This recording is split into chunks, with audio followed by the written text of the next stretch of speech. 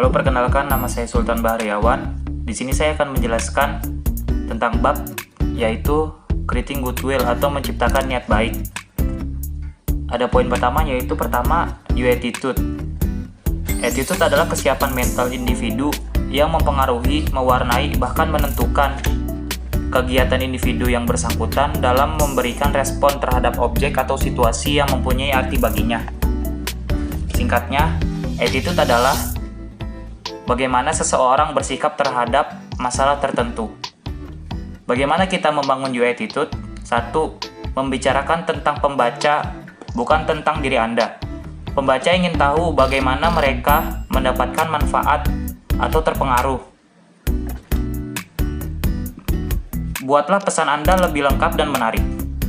Kedua, lihat permintaan atau pesanan pembaca secara khusus. Lihatlah permintaan, pesanan, atau kebijakan pembaca secara khusus, bukan sebagai generik pesanan atau kebijakan Anda. Ketiga, jangan bicara tentang perasaan, kecuali untuk memberikan ucapan selamat atau rasa simpati.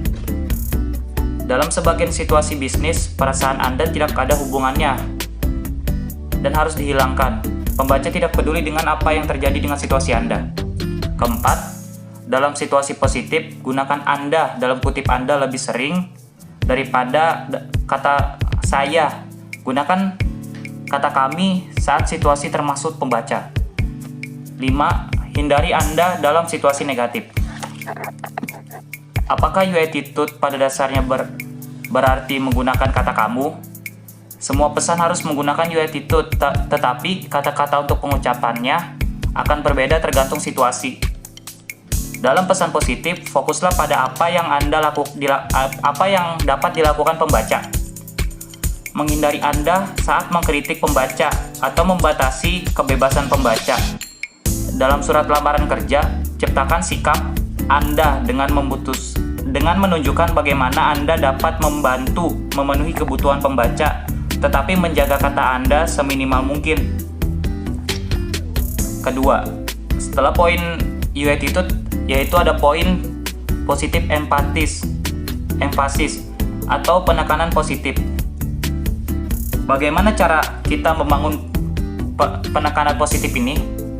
1. Hindari kata-kata negatif dan kata-kata yang berkonotasi negatif.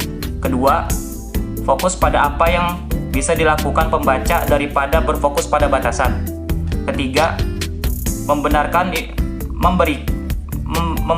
informasi negatif dengan memberikan alasan atau menghubungkannya dengan manfaat pembaca. Keempat, jika yang negatif tidak terlalu penting atau benar-benar tidak penting, maka kata-kata negatif itu harus dihilangkan. Kelima, letakkan informasi negatif di tengah dan sajikan dengan padat. Yaitu ada poin lagi yaitu memikirkan nada kesopanan atau keluasan. Memikirkan cara yang baik dalam meminta maaf. Ada poin terakhir yaitu manfaat pembaca atau benefit reader. Apa fungsi manfaat pembaca? Yaitu meningkatkan sikap dan perilaku orang yang bekerja dengan Anda dan juga penulis. Bagaimana cara mengidentifikasi manfaat pembaca? 1. Pikirkan perasaan, ketakutan, dan kebutuhan yang dapat memotivasi pembaca. Lalu identifikasi fitur, produk, atau kebijakan Anda yang memenuhi kebutuhan, yaitu yang memenuhi kebutuhan bersangkutan. Kedua, identifikasi fitur objektif dari produk atau kebijakan Anda. Lalu pikirkan apakah fitur ini bermanfaat bagi audiens. Bagaimana cara memutuskan manfaat mana yang akan digunakan? Ada 3 prinsip, yaitu gunakan setidaknya 1 manfaat untuk setiap bagian audiens Anda. 2. Gunakan manfaat intristik. Yang terakhir, gunakan manfaat yang paling bisa Anda kembangkan. Sekian dari saya. Terima kasih. Perkenalkan, nama saya Muhammad Prasidansyah. Di sini saya akan menjelaskan tentang materi yaitu yang terdiri dari letters, memo, email, dan juga web writing. Pertama-tama saya akan menjelaskan apa itu letters. Letters merupakan suatu pesan singkat yang dikirim ke penerima yang sering dilakukan oleh suatu organisasi ataupun di luar organisasi. Mereka sering dicetak di atas kertas kop surat dan mewakili dari bisnis organisasi tersebut. Letter sendiri terdiri dari dua format. Yang pertama ada block format, yang kedua ada modify format. Block format sendiri menampilkan semua elemen surat yang disejajarkan dengan margin kiri halaman, yang memiliki penampilan yang rapi dan juga sederhana. Sedangkan modify format merupakan blok yang dimodifikasikan yang berbeda dengan block format, karena pada setiap awal paragraf diberi identitas 5 spasi berdasarkan dengan baris subjek, dan juga jika digunakan bergantung pada panjang surat, dan juga paragraf dapat dipisahkan oleh spasi, garis pengluar ataupun ganda. Dan yang kedua saya akan menjelaskan tentang memo. Memo merupakan suatu pengingat yang biasanya digunakan untuk mengkomunikasikan kebijakan, prosedur, atau bisnis resmi. Berikut ini merupakan 5 tips yang bisa kami buat untuk membuat memo yang efektif. Yang pertama adalah audience orientation, yang kedua ada profesional, yang ketiga ada subjek emphasis, yang keempat ada direct format, yang terakhir ada objektif. Lalu yang ketiga saya akan menjelaskan tentang informatif dan positif message. Pesan informatif dan positif termasuk penerimaan yang terdiri dari jawaban positif untuk permintaan informasi tentang prosedur, produk, layanan, ataupun opsi, di mana pengumuman perubahan kebijakan yang netral atau positif dan perubahan yang menguntungkan dari suatu penerima. Lalu yang keempat ada negative message, yang dimana negative message sendiri terdiri dari berita-berita yang buruk atau pesan yang buruk, ataupun juga komen yang cukup tidak mengenakan, yang dimana informasi-informasi tersebut akan membuat para pembacanya atau para readernya mungkin akan marah saat membacanya. Lalu yang kelima ada persuasive message, yang dimana persuasive message sendiri terjadi ketika suatu individu atau suatu orang ingin meyakinkan suatu orang lain atau kelompok lain untuk mengambil tindakan tertentu, yang dimana persuasive message sendiri terdiri dari dua format, yaitu format penjualan dan juga pemasaran, yang dimana format tersebut biasanya terjadi pada di tempat kerja, yang dimana dua format tersebut akan memberikan tujuan yang jelas untuk mencapai keberhasilan pada suatu organisasi. Lalu yang terakhir ada email message, web writing, dan juga teknologi, yang dimana email merupakan informasi yang disimpan di komputer yang dipertukarkan antar dua individu atau dua pengguna melalui telekomunikasi. Yang lebih jelasnya, email mungkin terdiri dari file atau teks atau gambar atau lampiran-lampiran yang lain yang dikirim melalui suatu jaringan individu ke individu lain. Berikut merupakan struktur yang simple dan juga efektif dalam pembuatan email. Yang pertama ada greeting, yang dimana greeting tersebut harus kita buat secara singkat dan ramah, dan juga alamat yang jelas, sehingga para pembaca akan mudah untuk mengetahui apa tujuan dari email yang akan kita kirim. Lalu ada body atau struktur, yang dimana body atau struktur tersebut harus kita mulai dengan poin yang utama atau poin yang jelas, sehingga para pembaca tidak bingung untuk menemukan apa yang akan kita kirim kepada mereka. Yang dimana kita harus tulis pesan tersebut secara singkat dan juga fokus pada masalah yang dipunya oleh audiens atau penerima yang akan kita kirim emailnya. Lalu yang terakhir ada ending, yang dimana ending tersebut harus kita tawarkan secara cepat dan ramah, seperti terima kasih atau hormat. Kemudian berikan nama atau informasi pada kontak kita, sehingga para pembaca atau para penerima tidak sulit untuk jika ingin mengontak kita kembali. Terima kasih.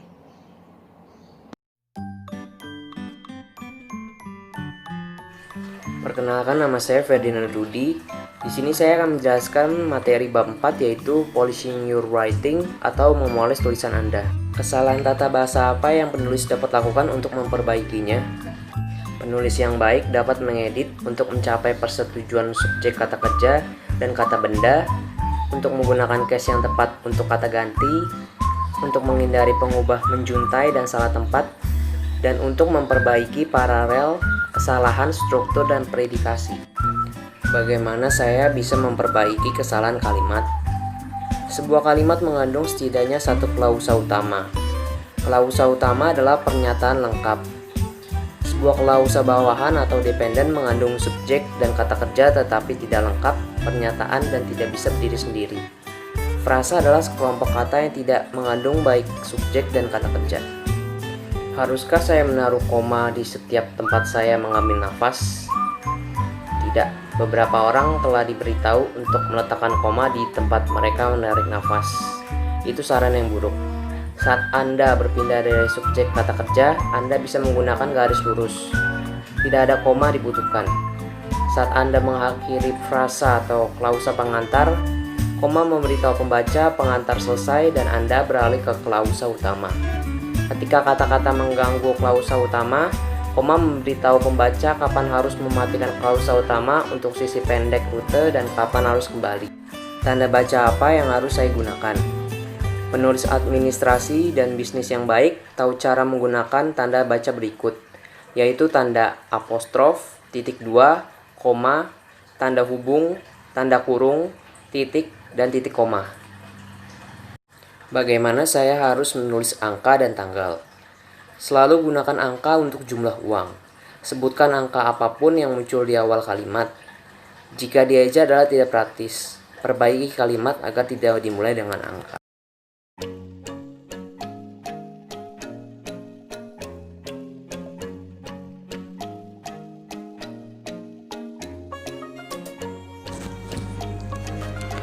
Kali ini saya akan menjelaskan tentang interpersonal communication atau komunikasi antar pribadi.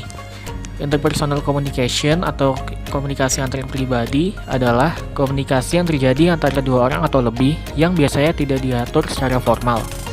Setiap pihak dapat menjadi pemberi dan pengirim pesan sekaligus pada waktu yang bersamaan. Dalam komunikasi interpersonal, setiap partisipan menggunakan semua elemen dari proses komunikasi. Misalnya, masing-masing pihak akan membicarakan latar belakang dan pengalaman masing-masing dalam percakapan tersebut. Menurut sifatnya, komunikasi antar pribadi atau interpersonal communication dibedakan menjadi dua, yaitu yang pertama komunikasi diadik atau diadik communication adalah komunikasi yang berlangsung antara dua orang dalam situasi tatap muka yang dilakukan melalui tiga bentuk, yaitu percakapan, wawancara, dan dialog. Contoh, murid dengan guru, suami dengan istri, mahasiswa dengan dosen, dan lain-lain. Bentuk yang kedua adalah komunikasi kelompok kecil atau small group communication. Adalah proses komunikasi yang berlangsung antara 3 orang atau lebih secara tatap muka, di mana anggota-anggotanya berinteraksi satu sama lain.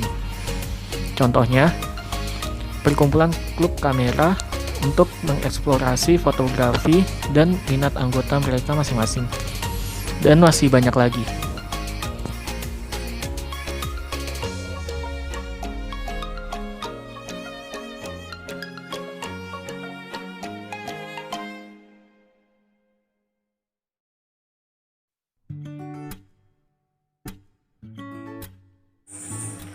Perkenalkan, nama saya Kunto Ariandi. Di sini saya akan membahas tentang bab 4. Yang pertama, tentang proposal.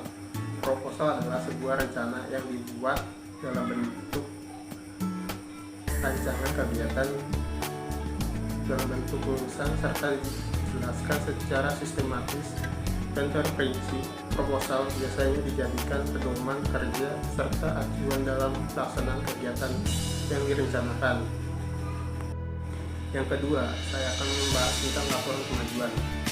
Laporan kemajuan meyakinkan lembaga pendanaan atau atasan yang membuat Anda maju dan memungkinkan Anda dan agensi atau atasan untuk menyelesaikan masalah saat mereka muncul.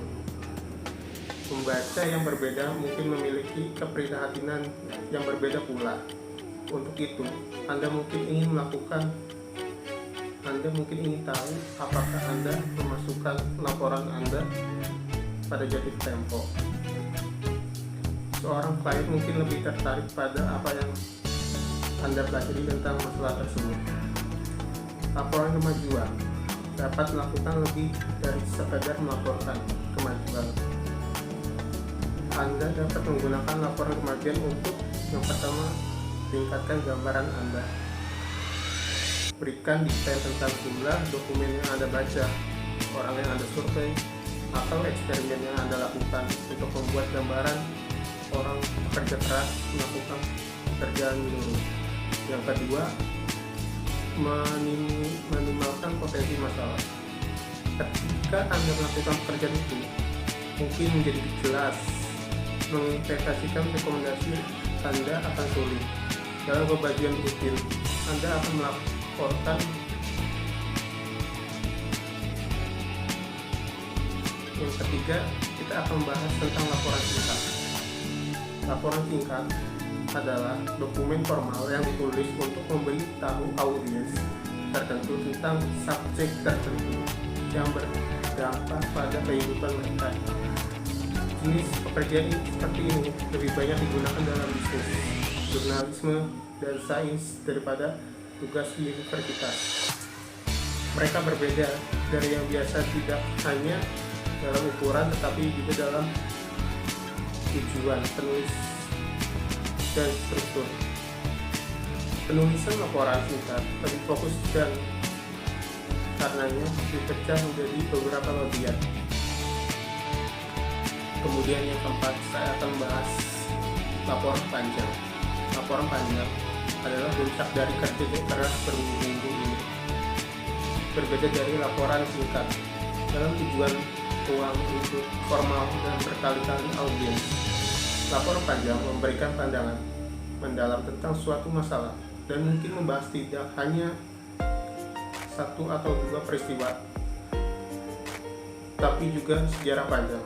Dibutuhkan lebih banyak penelitian daripada laporan singkat.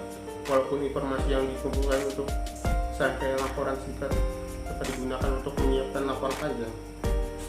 Laporan panjang terlalu rinci dan rumit untuk dikelola secara memadai dalam format memo atau surat.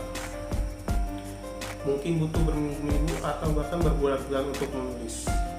Audiens untuk laporan panjang umumnya lebih luas dan lebih tinggi dalam hierarki organisasi daripada audiens untuk laporan singkat.